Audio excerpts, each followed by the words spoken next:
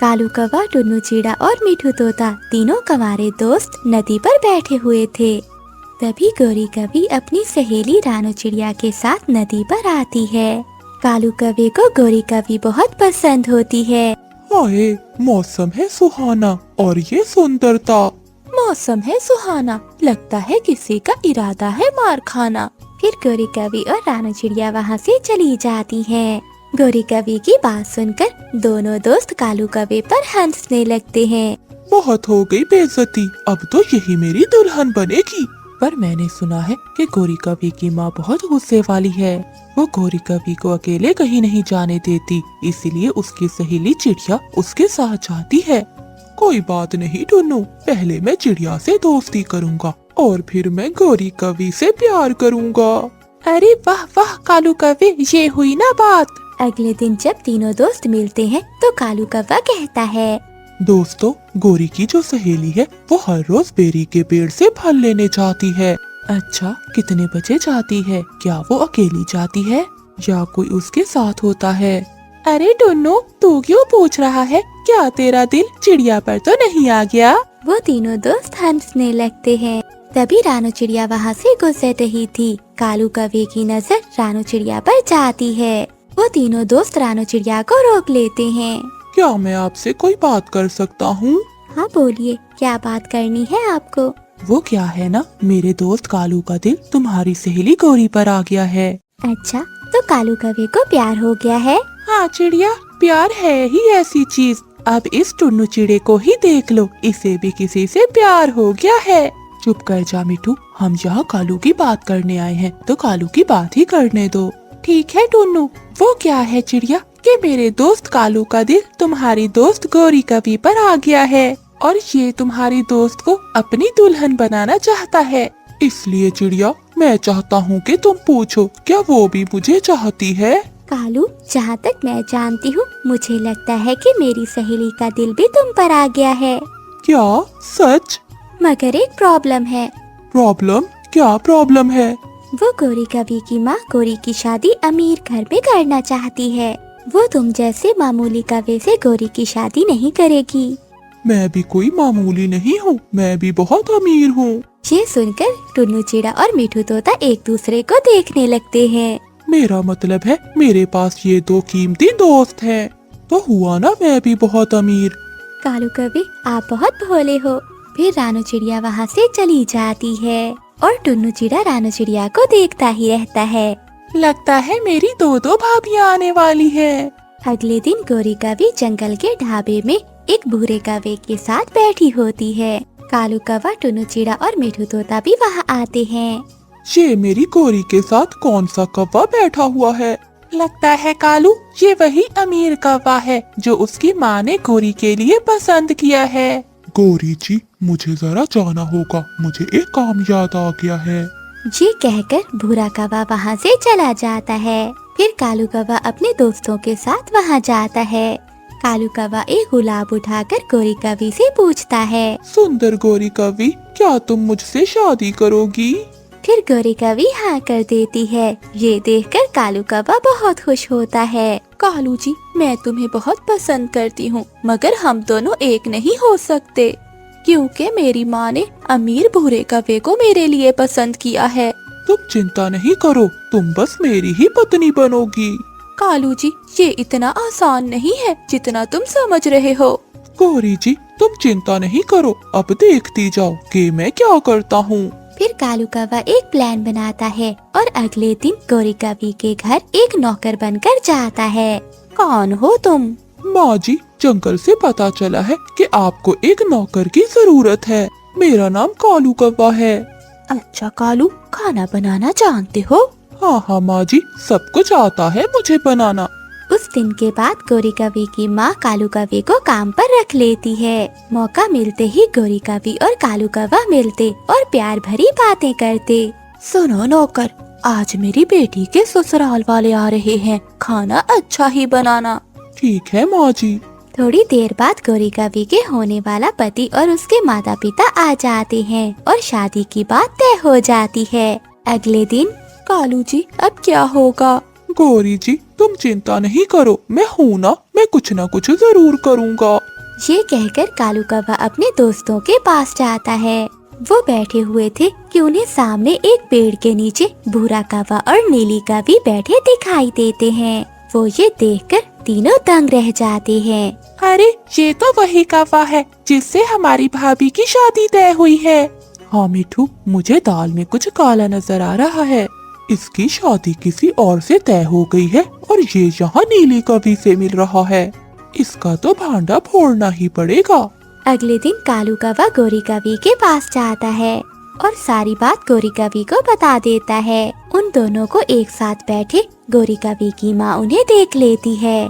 नौकर कहीं के, तुम्हारी हिम्मत कैसे हुई मेरी बेटी के पास बैठने की? निकल जाओ यहाँ से। माँ जी, मैं आपकी बेटी से शादी करना चाहता हूँ। क्या? शादी? वो भी तुम जैसे नौकर से? निकल जाओ, मेरे घर से निकल जाओ और मेरी बेटी के करीब न आना। वो कालू कौवे को गुस्से में घर से बाहर निकाल देती है और अगले ही दिन गोरी कौवी की शादी करने का प्लान बना लेती है। अगले दिन जब गोरी कौवी और भूरे कौवे की शादी होने लगती है तो कालू कौवा वहाँ आता है। माँ जी, ये शादी रोक दीजिए वरना आपकी बेटी की जिंदगी खराब हो जाएगी। तुम फिर यहाँ आ गए। अगर अब मैंने तुम्हें दोबारा देखा तो मैं तुम्हारा बहुत बुरा हाल करूँगी। मैं कहीं नहीं जाऊँगा, पहले आप मेरी बात तो सुने। फिर कालू कौवे के दोस्त टुन्नू चिड़ा और मिठू तोता नीली कौवी और उसके बच्चों को साथ ले आते हैं। भूरा कौवा ये देखकर डर जाता है। रुक जाओ, ये शादी रोक दो। भूरा कौवा पहले से ही शादीशुदा है और ये रही उसकी पत्नी और उसके बच्चे। ये सब देखकर भूरा कौवा डर जाता है और गोरी कौवी की माँ से माफी मांगता है। मुझे माफ कर दो माँ जी, मैं गोरी कौवी की सुंदरता देखकर बहक गया था। ऐ ऊपर वाले, ये क्या हो गया? अब मेरी बेटी से कौन शादी करेगा? माँ जी, मैं हूँ ना आपकी बेटी से शादी करने के लिए, मैं तैयार हूँ। तू तो तैयार है मगर मैं तैयार नहीं। मैं तुझ जैसे गरीब कौवे से अपनी बेटी की शादी नहीं कर सकती। माँ जी, मैं गरीब नहीं हूँ, मेरे पास मिठू तोता और टुन्नू चिड़ा जैसे दो कीमती दोस्त हैं और मैं बहुत ईमानदार हूँ। फिर कालू कौवे की माँ भी मान जाती है। गोरी कौवी और कालू कौवे की शादी हो जाती है। सुनिए जी, आपकी सहेली की तो शादी हो गई, आपका क्या ख्याल है मेरे बारे में? रानो चिड़िया मुस्कुराती है। किसी जंगल में एक गोरी कौवी रहती थी। वो कौवी बहुत गरीब थी। एक दिन वो नदी से पानी भरने जा रही थी। गोरी के पास एक मटका था जिसमें पानी भरकर वो घर लाती थी। गोरी कौवी ने उस मटके को नीचे रखा और पानी भरने लगी। तभी उसने देखा कि उस मटके में एक सांप बैठा है। मैं ये सांप अपने घर ले जाऊंगी और इसे खुद को काटने दूंगी। मैं इतनी गरीब और अकेली हूँ कि मैं जीना भी नहीं चाहती। गोरी कौवी वो मटका लेकर घर पहुँची। जैसे ही उसने मटके को नीचे रखा तो वो मटका एक सोने के हार में बदल गया, जिसे देखकर कौवी बहुत हैरान हुई क्योंकि वहाँ सांप की जगह एक कीमती हार पड़ा हुआ था। वो कौवी सोने का हार लिए जल्दी से कबूतर महाराज के पास गई और कबूतर महाराज ने वो सोने का हार तुरंत खरीद लिया और अपनी रानी को देने के लिए, क्योंकि वो हमेशा दुखी रहती, उनकी कोई भी औलाद नहीं थी। रानी वो हार देखकर बहुत खुश हुई। महारानी ने वो हार अपने एक बक्से में रख दिया। थोड़ी देर बाद रानी ने दोबारा वो हार देखना चाहा, मगर जब उसने बक्सा खोला तो वो देखकर हैरान होगी क्योंकि वहाँ सोने का हार नहीं बल्कि चिड़िया का एक छोटा सा बच्चा था जो खेल रहा था और वो रानी को देखते ही खुश हो गया। ओह, ये कितना प्यारा है। मैं हमेशा से एक बेटा चाहती थी। ये बच्चा मेरे लिए किसी भी गहने से ज्यादा कीमती है। बहुत साल बीत गए। अब वो बच्चा एक बहुत खूबसूरत राजकुमार बन गया था जिसकी अक्लमंदी की तारीफ जंगल के सभी पक्षी करते थे। फिर राजा और रानी ने शहजादे की शादी के लिए एक चिड़िया को ढूंढना शुरू कर दिया। पास के राजा की बेटी रानो चिड़िया से शहजादे की शादी हो गई। गोरी कौवी को राजकुमार की हिफाजत करने के लिए रखा गया था। फिर एक दिन गोरी कौवी ने जंगल के सभी पक्षियों को बताया कि कैसे राजकुमार का जन्म हुआ था। ये अफवाह फैलने लगी और एक दिन रानू चिड़िया के कानों में भी पहुंच गई। राजकुमारी चिड़िया को भी ये बात जानने की बहुत इच्छा थी, इसलिए राजकुमारी ने राजकुमार से पूछना शुरू कर दिया।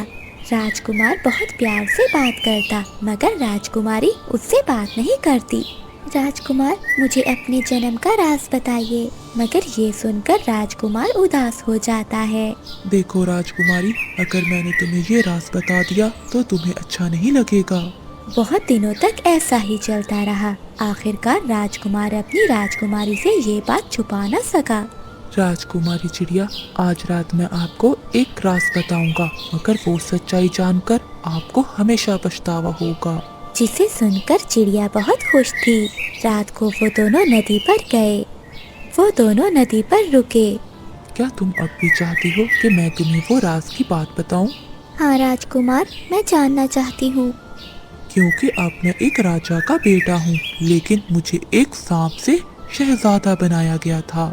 जैसे ही राजकुमार ने चिड़िया को ये बात बताई तो वो एक सांप में बदल गया और वो राजकुमार सीधा नदी के अंदर चला गया। राजकुमारी चिड़िया ने अपने पति को आवाज लगाई, मगर वो राजकुमार वापस नहीं लौटा।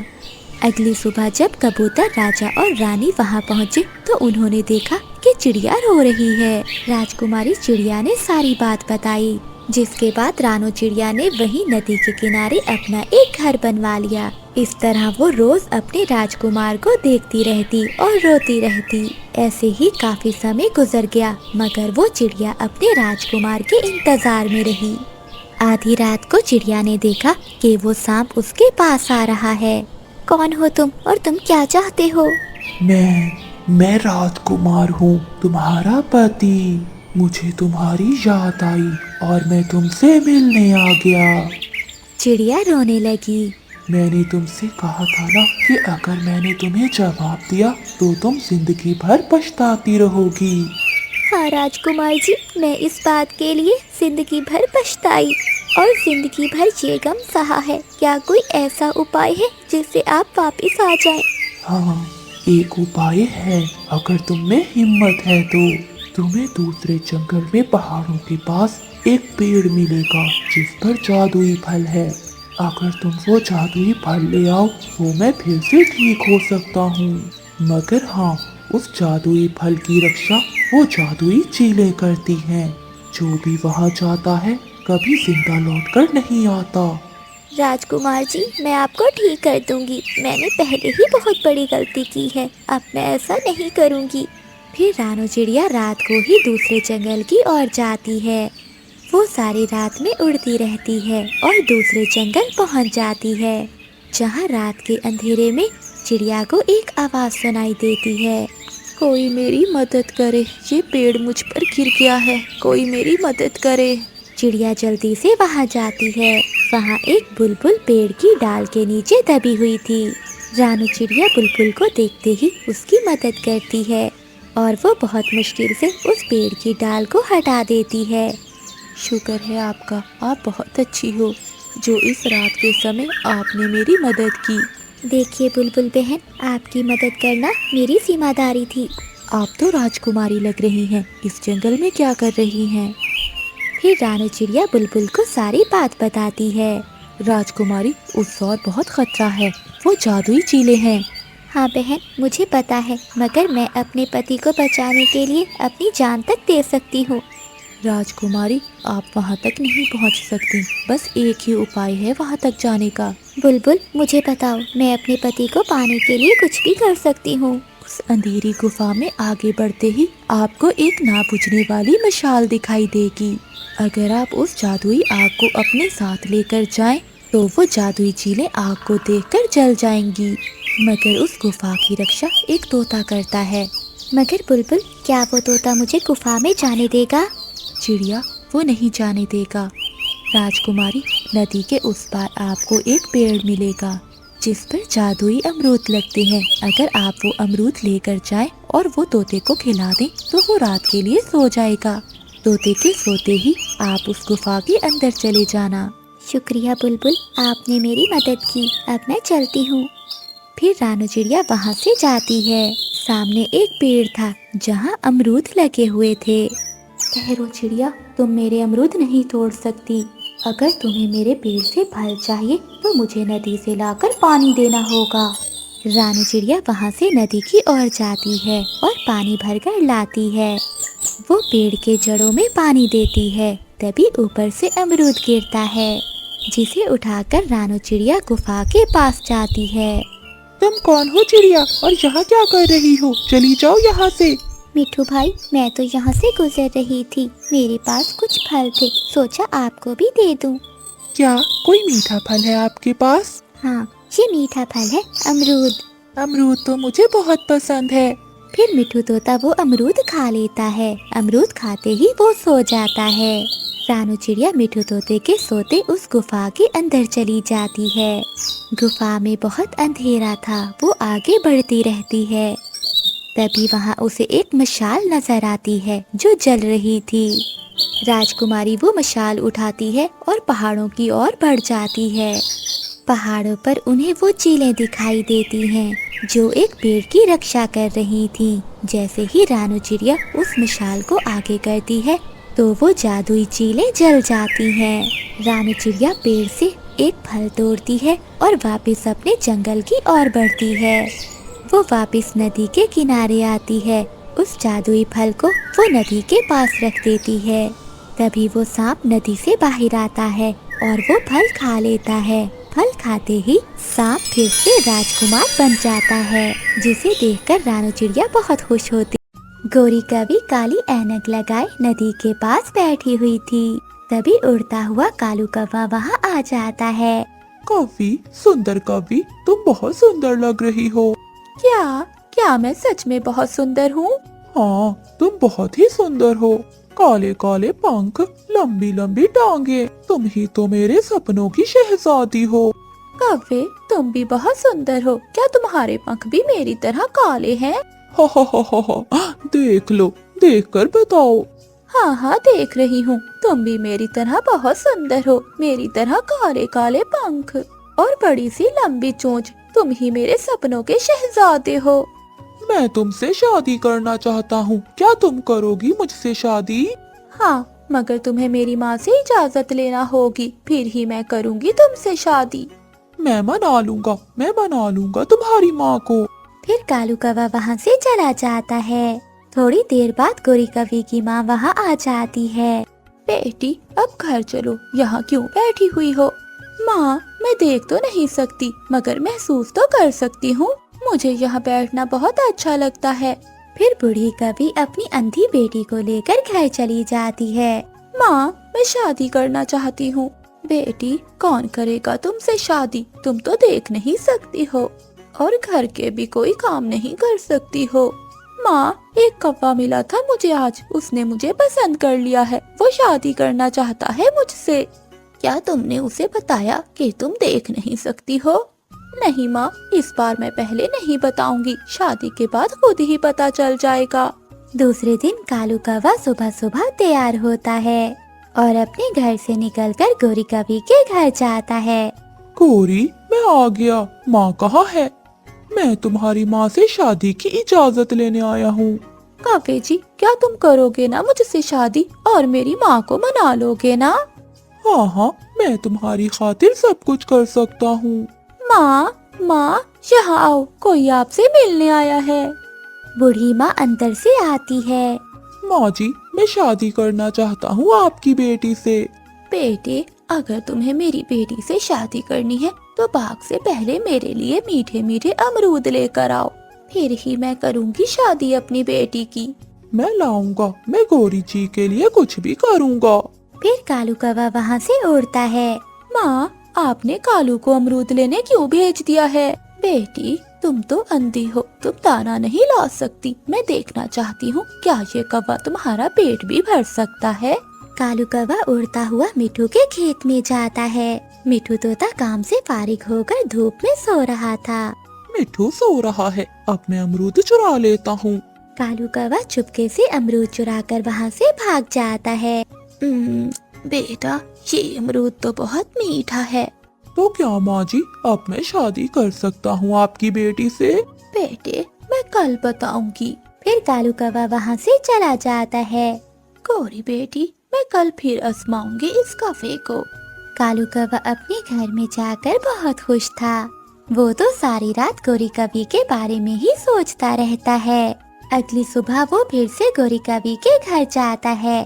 कव्वे, आज तुम्हें मेरे लिए मीठी खीर लेकर आनी होगी। अगर तुम्हें मेरी बेटी से शादी करनी है तो पहले मेरे लिए मीठी खीर लेकर आओ। मीठी खीर? हाँ माँ जी, मैं जरूर ले आऊँगा। मैं मीठी खीर ले आऊँगा। कालू जी, मेरी खातिर कर कर दिखाना। मेरी माँ की परीक्षा में पूरा उतरना। गौरी जी, आप चिंता नहीं करो, मैं लाऊंगा। मैं मीठी खीर जरूर लाऊंगा। फिर कालू कौवा वहाँ से उड़ता है और चिड़िया के पास जाता है। चिड़िया बहन, मुझे मीठी खीर बना दो। मैंने अपनी होने वाली सास को मीठी खीर खिलानी है। कालू भैया, ये आपकी होने वाली सास कौन है? बेरी के पेड़ पर है गौरी कवि का घर। वो बहुत सुंदर है। अगर मैं उसकी माँ की परीक्षा में पूरा उतरा तो वो मेरी शादी कवि से कर देगी। कालू भैया, आजकल धोखा भी हो जाता है। अच्छी तरह से जांच कर लेनी थी आपने। नहीं नहीं चिड़िया, मैंने सारी जांच कर ली है। वो कवि बहुत खूबसूरत है और सुंदर भी है। नीली नीली आँखें हैं उसकी। फिर रानू चिड़िया कालू कौवे के लिए मीठी खीर बनाती है और उसे दे देती है। कालू कौवा मीठी खीर लेकर गोरी कवि के घर जाता है। मुझे पता था कालू जी आप जरूर कर लोगे। माँ जी, क्या आप मैं शादी कर सकता हूँ? हाँ हाँ बेटे, अब तुम शादी कर सकते हो। अगले दिन कालू कौवा चिड़िया और तोते को साथ लेकर आता है और कालू कौवे की शादी हो जाती है। कालू, तुम्हारी दुल्हन ऐनक क्यों नहीं उतार रही है? हो सकता है कालू तुम्हारी दुल्हन अंधी हो। मिट्ठू, मैं तुम्हारी चोंच तोड़ दूंगा। चुप कर जाओ, अगर किसी ने सुन लिया तो। फिर कालू कौवा गोरी कवि को ब्याह कर अपने घर ले जाता है। कालू जी, ये घर तो बहुत सुंदर है और बड़ा भी। ये कवि पागल है, मेरे टूटे हुए घर को सुंदर कह रही है। हाँ हाँ, मेरा घर बहुत सुंदर है, मेरी माँ ने बनाया था। गौरी जी, अब ये ऐनक उतार भी दो। क्या तुम ऐनक रात को भी लगाती हो? नहीं नहीं कालू जी, मैं तो बस सोने के समय ही ये ऐनक उतारती हूँ। गोरी कवि की इस बात से कालू कवि को शक पड़ जाता है और वो उड़कर दूसरी जगह जाकर बैठ जाता है। पति जी, मैं घर का ध्यान रखूंगी और तुम दाना ले आया करना। मैं और कोई काम नहीं कर सकती। माँ ने शुरू से ही मुझे कोई काम नहीं करने दिया। कालू कौवे की दुल्हन दूसरी तरफ देखकर बातें किए जा रही थी। इसका मतलब ये कवि अंधी है। मैं यहाँ हूँ, वहाँ नहीं। अपनी ऐनक उतार दो, मुझे सब मालूम हो गया है। आखिर कब तक तुम ये छुपाओगी? पति जी, मुझसे कोई शादी नहीं करता था, इसलिए मैंने इतनी बड़ी बात आपसे छुपाई। गौरी, अब ये ऐनक उतार दो। अब हमारी शादी हो गई है। अब तुम अंधी हो या लंगड़ी, इससे कोई फर्क नहीं पड़ता। अब तुम मेरी पत्नी हो और मैं भी कोई जवान नहीं हूँ। अगर तुम मुझे देख लेती तो मुझसे कभी भी शादी ना करती। ये सुनकर गोरी कवि हंसने लगती है। जंगल में रात का समय था। रानू चिड़िया अपने बच्चों के साथ सुकून से अपने घर में बैठी हुई थी। मम्मा, मुझे रात के समय आपके साथ यूं लेटकर बातें करना बहुत अच्छा लगता है। मम्मा, जब आप छोटी थी तो आप भी अपनी मम्मा के साथ क्या ऐसे ही लेटा करती थी? बच्चों, मुझे अच्छी तरह से याद है, मैं तो अपनी माँ के बिना खाना भी नहीं खाया करती थी। मेरी माँ मुझसे बहुत प्यार करती थी और फिर एक रात तेज बारिश में मेरी माँ मुझे छोड़कर चली गई। मैं बहुत रोई। मम्मा, आपकी आंखों में आंसू हैं। हम जब भी कोई पुरानी बात करते हैं तो आप रोने लग जाती हैं। गुड़िया बेटी, बस गुजरा हुआ समय याद आ जाता है। गुड्डू मेरे बेटे, मेरे बाद अपनी बहन का ख्याल रखना। कोई दुख ना देना मेरी बेटी को। मम्मा, ये आप कैसी बातें कर रही हैं? हम हमेशा साथ रहेंगे। अगली सुबह हो जाती है और मामा चिड़िया अपने बच्चों के लिए भोजन लेने चली जाती है। मिल गया, मुझे मेरे बच्चों के लिए मीठा फल मिल गया। मेरे बच्चे मीठा फल देखकर बहुत खुश होंगे। रानू चिड़िया वो मीठा फल लेकर अभी उड़ी ही थी कि पीछे से एक जालिम चील आ जाती है जो मामा चिड़िया पर हमला कर देती है। बच्चों, मैंने अपनी आँखों से देखा है, आपकी मम्मा को वो जालिम चील खा गई है। वो बच्चे रोने लग जाते हैं। कालू अंकल, मेरी मम्मा तो अभी अभी हमारे लिए भोजन लेने गई थी। मम्मा, आप हमें क्यों छोड़कर चली गई? बहुत जालिम है, बहुत जालिम है वो चील। वो मुझे खा लेती पर मेरी मम्मा को ना खाती। कालू कौवा वहाँ से चला जाता है और बच्चे सारी रात बैठे रोते रहते हैं। फिर दूसरे दिन गुड्डू अपनी बहन के लिए भोजन लेने जाता है। उस दिन के बाद गुड्डू ही अपनी बहन का ख्याल रखने लगता है। गुड्डू अपनी बहन के लिए दाना लाता, अपनी बहन के लिए मीठा फल लाता और फिर शाम को दोनों बहन भाई नदी पर सैर करने एक साथ जाते। वक्त के साथ साथ बच्चे बड़े होते गए और फिर एक दिन गुड्डू शादी कर लेता है। ये कौन है गुड्डू? भूल गई आप? मैंने आपको बताया था, ये मेरी छोटी बहन है। भाभी, मैं आपके लिए मीठे फल लाया करूँगी और आपके लिए दाना भी लाया करूँगी। नहीं नहीं, ये सब मेरा पति कर लेगा। टीना, मैं अपनी बहन से बहुत प्यार करता हूँ, आप इसे माँ का प्यार देना। क्या माँ? मैं तो अभी खुद छोटी हूँ। दूसरे दिन गुड्डू जब घर से बाहर जाता है तो गौरी कभी गुड्डू के घर आती है। कहाँ है तुम्हारी नंद? वो तो अभी सोई हुई है। शुरू से ही उसे जूती के नोक पे रखना, वरना ये तुम्हारा कुछ नहीं बनने देगी। कुकू जो भी लाएगा इसी का होगा। मेरी माँ ने मुझे ये सब सिखा कर भेजा है, फिर तो तुम्हारी माँ भी मेरी तरह ही होगी। फिर गौरी कभी वहाँ से चली जाती है। अब उठ भी जाओ महारानी, 12 बजने को हैं। भाभी, खाना कहाँ है? कौन सा खाना? जल्दी से घर की सफाई कर लो और बर्तन धो और फिर खाना बनाओ। मैं थोड़ी देर गौरी कवि के घर टीवी देखने जा रही हूँ। मगर भाभी, मुझे तो अभी ये सारे काम नहीं आते। माँ के बाद ये सब काम भाई ही करते थे। अगर करोगी तो सीख जाओगी। गुड्डू की पत्नी ऐसा कहते हुए गौरी कवि के घर टीवी देखने चली जाती है। फिर गुड़िया घर के सारे काम करती है, वो सफाई करती है और खाना भी बनाती है। टीना मेरी सहेली, अब चली जाओ, गुड्डू आने ही वाला होगा। उसके आने से पहले पहले सारे काम संभाल लो। हाँ गौरी सहेली, मैं जाकर देखती हूँ क्या किया है उसकी लाडली बहन ने। ये गिलास कैसे टूटा? भाभी, मैं बर्तन धो रही थी। कान खोलकर सुन लो, अब तुम बच्ची नहीं रही, अब तुम बड़ी हो गई हो। सारे काम अच्छे से किया करो और अगर तुमने अपने भाई को कुछ बताया तो जान से मार दूंगी मैं तुम्हें। गुड़िया, गुड़िया कहाँ हो तुम? चलो चलो, अब वहाँ जाकर बैठ जाओ। गुड़िया को बिठाकर गुड़िया की भाभी खुद काम करने लग जाती है। गुड़िया बहन, मैं तुम्हारे लिए मिठाई लाया हूँ। लाएं पति जी, ये मिठाई मुझे दें, मैं रख देती हूँ। ये मिठाई हम कल खाएंगे। गुड़िया ने अभी अभी मिठाई खाई है। गुड़िया बहुत डर गई थी, उसकी भाभी ने उसे बहुत डराया था, इसलिए वो खामोश रहती है। दिन गुजरते गए, गुड़िया की भाभी का उस पे अत्याचार बढ़ता गया। मेरी सहेली आई है मुझसे मिलने, जल्दी से जाओ और चाय बना कर लाओ। फिर गुड़िया रसोई में जाती है। ये कौन है सहेली? ये तो मेरी मुफ्त की नौकरानी है। इस बात पर वो दोनों हंसने लग जाती हैं। गुड़िया भी चाय लेकर आ जाती है। गुड़िया की भाभी वो चाय उठाकर गुड़िया पर फेंक देती है। मम्मा, मम्मा, मुझे बचा ले। जुबान काट दूंगी अगर बोली तो। चुप कर जाओ। गुड़िया सहम कर खड़ी हो जाती है। ऐसी चाय बनाकर खुद ही पी लिया करो, बेशरम, न जायका है न स्वाद। मैंने सोचा है कि अब हम गुड़िया की शादी कर दें। नहीं नहीं पति जी, अभी तो गुड़िया छोटी है, जब बड़ी होगी तो तब करेंगे उसकी शादी। अगर इसकी शादी हो गई तो मुझे मुफ्त में नौकरानी कहाँ से मिलेगी? ठीक है टीना, मुझे पूरा विश्वास है आप गुड़िया का अच्छा ही सोचोगी। अगले दिन हरियाली तोती गुड़िया के घर आती है। वो दरवाजे के पास ही थी। तुम सारी जिंदगी मेरी नौकरानी ही बनकर रहोगी। अगर तुम्हारे भाई ने तुमसे शादी की बात की तो ना कर देना। जी भाभी। चल भाग, जाकर चाय के बर्तन धो। तो ये है असल हकीकत। गुड़िया की भाभी का व्यवहार इसके साथ अच्छा नहीं है।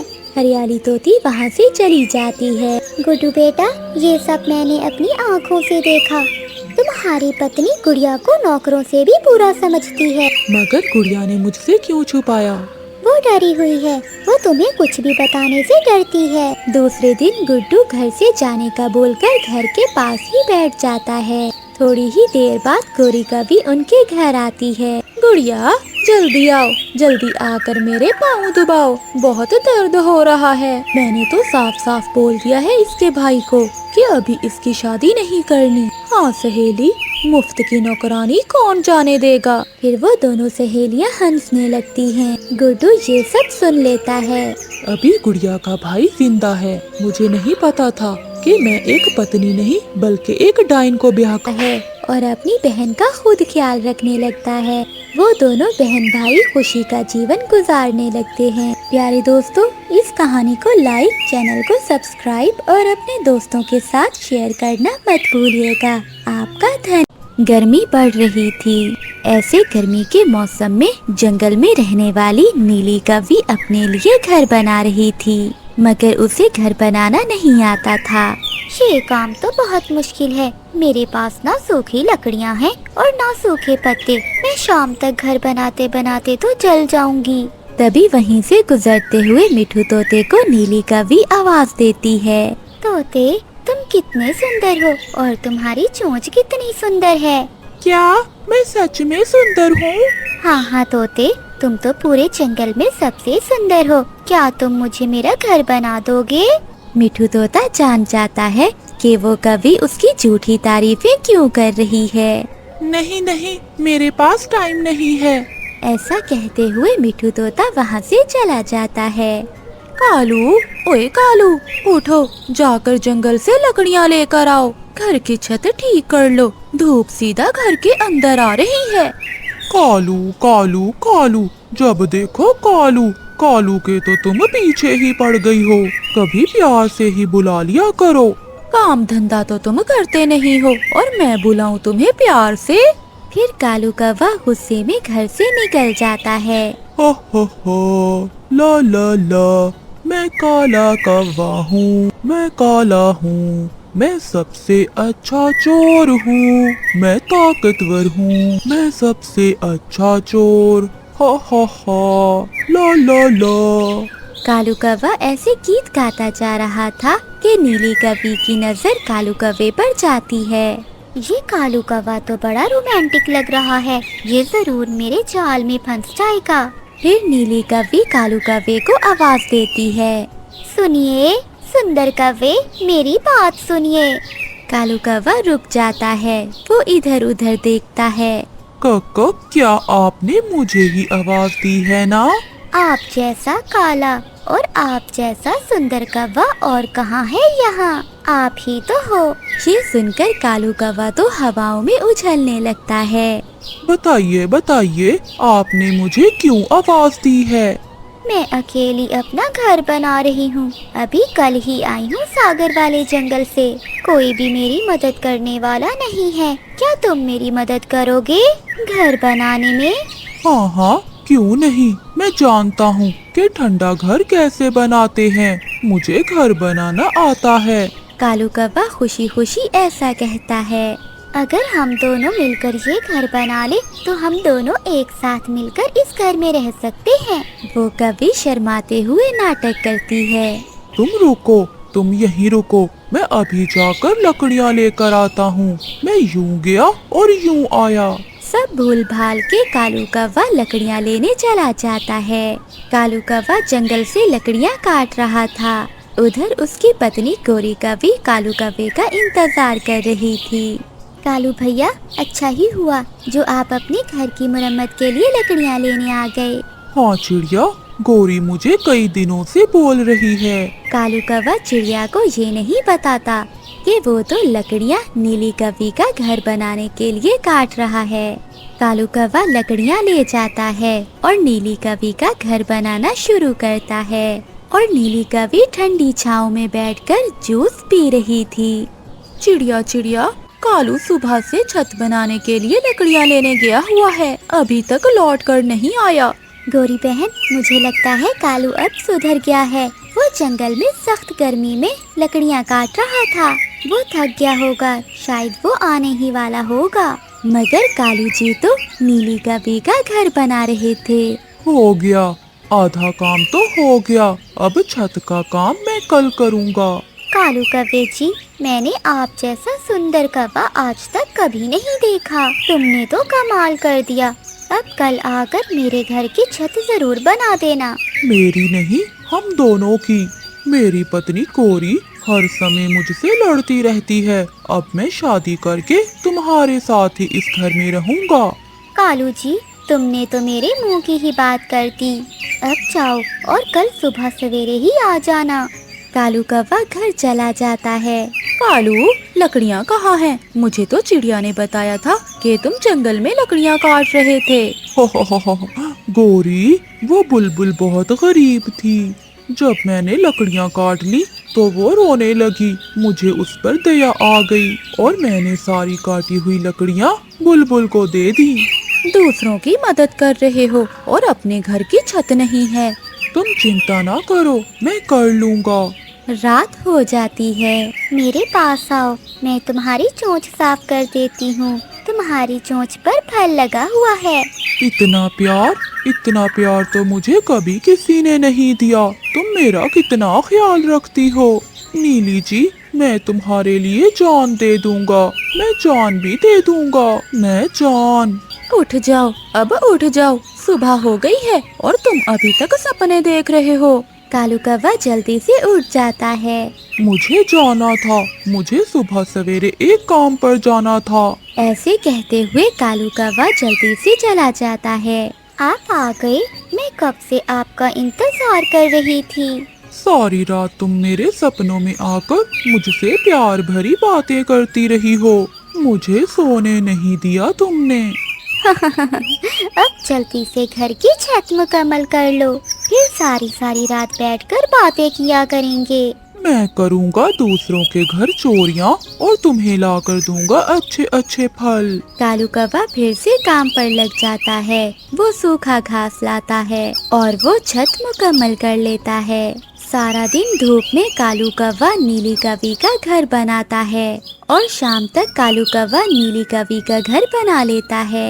अब मैं अपना सामान उठा लाता हूँ। मुझे नहीं रहना उस गंदी शक्ल वाली कोरी के साथ। ऐसा कहते हुए कालू कौवा जल्दी से अपने घर जाता है। कालू, तुम कहाँ थे? मैं तो हवाओं में हूँ। अब मैं अपनी नीली जी के साथ उसके घर में रहूँगा। मैं जा रहा हूँ, बाय। कालू रुको, मेरी बात सुनो। मगर कालू कौवा अपना सामान लेकर चला जाता है। देखो नीली जी, तुम्हारा कालू आ गया। चल बुड्ढे, भाग यहाँ से, मेरा घर बन गया। तेरा मेरा साथ यहीं तक था। अगर दोबारा मुझे आवाज दी तो मैं शोर मचाऊंगी, सबको बुलाऊंगी। नीली कौवी का ये रवैया देखकर कालू कौवे की तो अकल ही मर जाती है। कक्का, क्या ये तुम क्या कह रही हो? नन्ना नीली जी, भाग जाओ, दफा हो जाओ यहाँ से, बुढ़े कहीं के। फिर कालू कौवा अपना सामान लेकर नदी पर जाकर बैठ जाता है, क्योंकि उसे मालूम था कि वो अब अपनी पत्नी गोरी कौवी से बहुत पिटने वाला है। वो चिड़िया सागर वाले जंगल में रहती थी। वो अपने बेटे सोनू की शादी करना चाहती थी। उसी जंगल में रहने वाली बुलबुल टीना चिड़िया के पास आती है। टीना, मैंने तुम्हारे बेटे के लिए एक चिड़िया देखी है। उसका नाम गुड़िया है और वो पहाड़ों वाले जंगल में रहती है।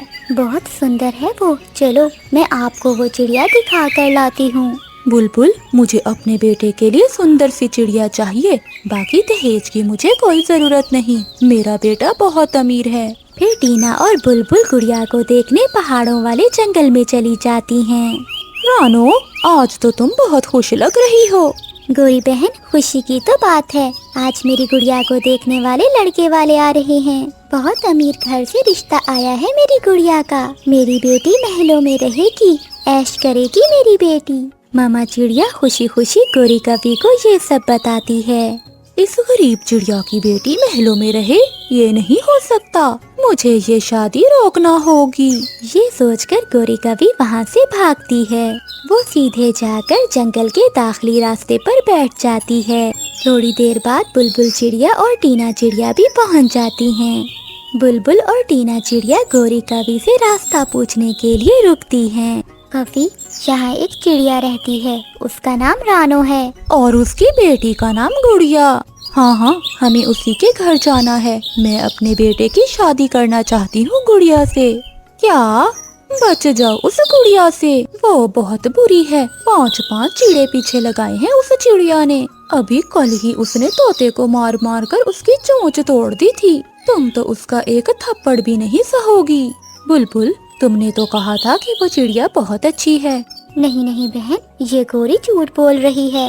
अरे मोटी बुलबुल, मैं क्यों झूठ बोलूंगी? तुम 500 की खातिर किसी की जिंदगी बर्बाद करना चाहती हो क्या? सुनो चिड़िया, अच्छा तो यही है कि तुम बच जाओ उन माँ बेटी से। हर महीने वो चिड़िया अपनी बेटी की शादी करती है, फिर वो दोनों माँ बेटी उस चिड़े को मारकर कुछ नया सोचती हैं। ये सुनकर टीना चिड़िया डर जाती है। बुलबुल, तुमने मुझसे झूठ बोला, तुम बहुत बुरी हो। अगर 500 ही लेना था तो मुझसे मांग लिया होता। टीना वहाँ से उड़ जाती है। चल मोटो, भाग यहाँ से। बड़ी आई उस गरीब चिड़िया की शादी अमीर घर में करने वाली। उन गरीबों को गरीब ही रहने दो। किसी मासूम पर गलत इल्जाम लगाने की तुम्हें सजा मिलेगी। अब जाती हो या बुलाऊं मैं अपने पति कालू को? तुम्हारी मोटी मोटी आंखें निकाल देगा मेरा कालू। टीना चिड़िया उड़ती हुई वापस अपने घर जा रही थी। बेख्याली में वो एक पेड़ से टकरा जाती है और वो बेहोश हो जाती है। रानू चिड़िया की बेटी गुड़िया वहाँ से गुजर रही थी। एक चिड़िया को गिरा हुआ देखकर वो वहाँ जाती है। ये तो बहुत घायल है, मुझे इनकी मदद करना होगी। गुड़िया टीना चिड़िया को अपने घर ले जाती है। घर जाकर गुड़िया टीना चिड़िया के पंख पर पट्टी बांध देती है। तभी गुड़िया की मामा भी आ जाती है। गुड़िया बेटी, ये चिड़िया कौन है? मम्मा, मुझे नहीं पता, ये घायल पड़ी हुई थी, मैं इन्हें उठाकर घर ले आई। ये हमारे जंगल से तो नहीं लगती। मम्मा, जब तक इन्हें होश नहीं आ जाता मैं इनके पास ही रहूंगी। सोनू चिड़ा बुलबुल के पास जाता है। आंटी बुलबुल, मम्मा कहाँ हैं? वो अभी तक घर नहीं पहुँची। सोनू बेटे, वो तो मुझसे रास्ते में नाराज होकर घर आ गई थी। एक कवि की झूठी बातें सुनकर आपकी मम्मा मुझसे नाराज हो गई थी। फिर सोनू चिड़ा अपनी मम्मा को ढूंढने के लिए निकलता है। आधी रात को जाकर टीना चिड़िया को होश आता है। मैं कहाँ हूँ? मैं कहाँ हूँ? आप चिंता न करें आंटी, आप बिल्कुल सुरक्षित हैं। आप घायल हो गई थी और मैं आपको घर ले आई। मेरी बेटी तो सुबह से आपके पास बैठी हुई हैं, ना दाना खाया और ना पानी पिया। बेटी, आपने मेरी जान बचाई और मुझ अजनबी के लिए इतना कुछ किया। आप बहुत अच्छी हैं। ये सब मेरी मम्मा की परवरिश का नतीजा है आंटी। मेरी मम्मा कहती हैं हमेशा दूसरों का ख्याल रखना चाहिए। आपका नाम क्या है बेटी? गुड़िया, गुड़िया है मेरा नाम। ये सुनकर टीना चिड़िया हैरान हो जाती है। क्या आप गुड़िया हो और आपकी मम्मा का नाम रानो? हाँ बहन, मेरा नाम रानो है और मैं ही गुड़िया की मम्मा हूँ। हम माँ बेटी इसी घर में रहती हैं। मैं टीना चिड़िया हूँ। मैं अपने बेटे के लिए गुड़िया को देखने आई थी, मगर मुझे रास्ते में वो कवि मिली। फिर टीना चिड़िया उन्हें सारी बात बताती है। इसमें गलती मेरी ही है जो मैंने उस कवि का विश्वास किया। मम्मा, वो जरूर गोरी कवि होगी। आंटी, क्या मैं बुरी हूँ? अब तो आपने मुझे देख भी लिया। बहुत अच्छी, आप बहुत अच्छे हो। आपकी आवाज़ भी बहुत मीठी है। आप कैसे बुरी हो सकती हो बेटी? मेरे बेटे सोनू और आपकी जोड़ी बहुत अच्छी लगेगी। मेरा बेटा भी आप जैसा दयालु और बहुत अच्छा है। फिर गुड़िया और सोनू की शादी हो जाती है और गोरी कवि एक पेड़ पर बैठी जल रही होती है। जो भी हो गोरी, जीत हमेशा सच की ही होती है। प्यारे दोस्तों, इस कहानी को लाइक, चैनल को सब्सक्राइब और अपने दोस्तों के साथ शेयर करना मत भूलिएगा। आपका धन्यवाद।